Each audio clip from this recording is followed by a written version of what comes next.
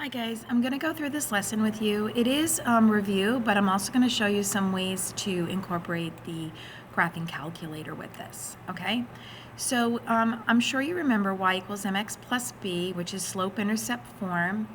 And it's also a really good form to use because it's very calculator friendly. If you remember on our calculator, we have that button that says y equals. So if you can get an equation into this form, you can definitely put it into the graphing calculator and compare the graph on your calculator with your paper, okay? So the number in front of the x, as long as it's in this form, is always going to be the slope. So the slope is 2.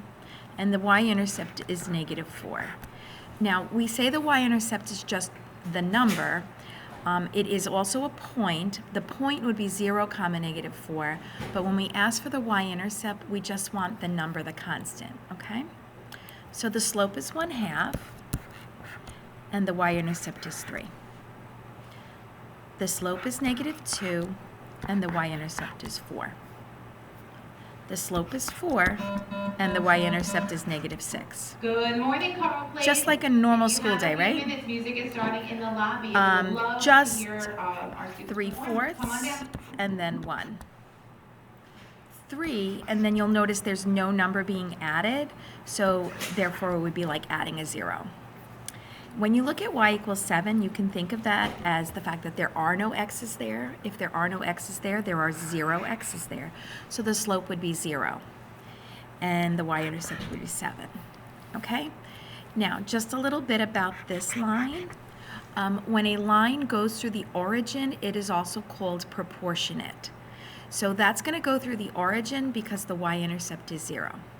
Okay? When a line has a slope of 0, that means that it's not going up, it's not going down. That means that it's going to be a horizontal line. And again, you can double check all of this with your graphing calculator by putting it into the graphing calculator using the y equals button. All right, so now we're just going to go backwards, okay? So we're going to take the information that they're giving us about the slope and about the y-intercept, and we're going to write the equation. So this would be y equals 3x subtraction 2. This would be y equals 5. Remember, when you have a slope of 0, it's going to be a horizontal line. This is y equals 1/2 x, adding 9. Again, things about integers, if there is no sign, it's really a positive. If there is no sign, it's really a positive. Okay, so y equals 4x subtraction 1. And then last but not least, y equals -3x. Okay, and that would have the y-intercept at the origin, 0, 0, which would make that graph also proportionate. Okay, linear equations have a constant rate of change. This is called slope. Slope makes the function straight, and therefore it's a line. So we call this linear equations. You have to have the form y equals mx plus b in order to grab the slope and the y-intercept easily, but that isn't the only way that you can graph it. You can graph it in other forms, and later on in this unit we will talk about the other forms. However, this is really the most user-friendly. Okay, so what does it tell us? Well, the slope tells us the rate of change, and it's 2, which is really 2/1. So remember, we can make any integer into a fraction by making a denominator of 1. The numerator is always the change in y. So that means that the y is going to go by 2's, meaning up 2. The denominator is always the change in x, and that's equal to 1. So that means that we're always going to go to the right one. It's to the right because the 1 is positive. If the y is positive, you go up. If the y is negative, you go down. If the x is positive, you go to the right. Normally, we do keep the x positive because you would not put 2 negatives into your fraction because negative divided by negative is a positive anyway. And my y-intercept is -4. So now if I was doing this by hand, all I would do is make my first point at -4. And then I would move according to my slope.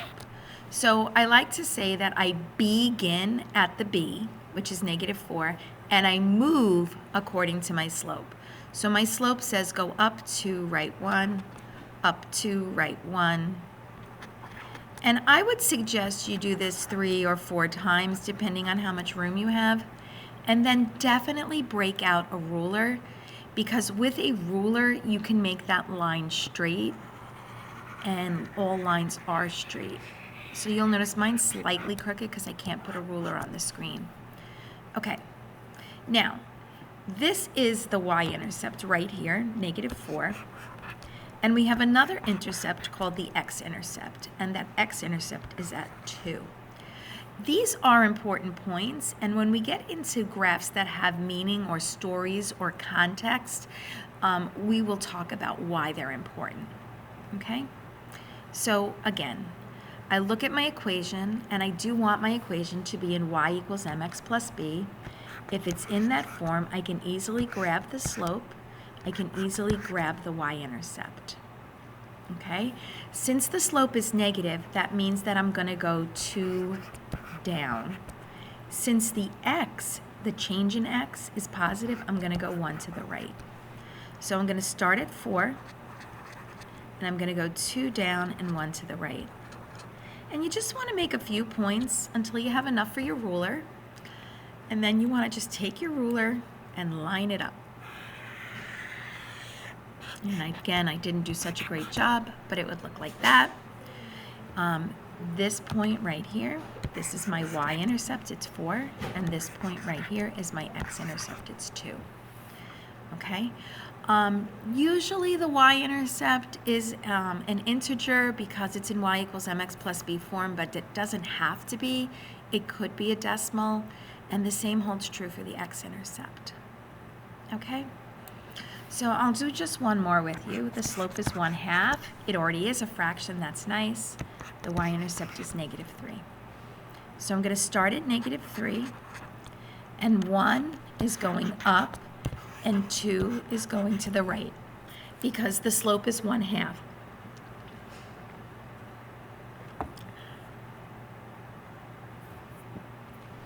So I go up 1, right 2, up 1, right 2, up 1, right 2. And you'll notice that the slope is 1/2, so this is not as steep as a line with a slope of 2, because it doesn't have as large as a rate of change. Okay? It doesn't have as large of a rate of change. Okay. So again, here's my y-intercept, and here's my x-intercept, so my x-intercept is 6. Okay? Another thing that you would notice is that when you're on the y-axis, your x value is 0. So this is the point 0, -4, which means if I plug in a 0 for x, 0, -3, I apologize, that's a -3. If I plug in a 0 for x, I will get a y of -3. Okay? Now this is the point 6, 0. So if I plug in a 6 for x, I get a y of 0. Okay? And let me just quickly show you on the calculator. Hold on. So I'm going to pull my calculator up.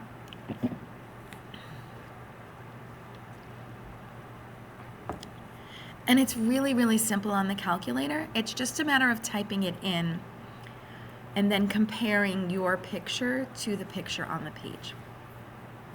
Hopefully this calculator will come up soon.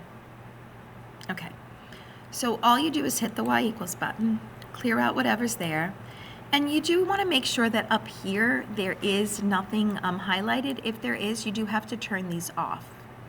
Okay, so alpha x gives me the fraction. I'm going to type in 1/2, the letter x, and subtraction 3, and you just hit the word graph.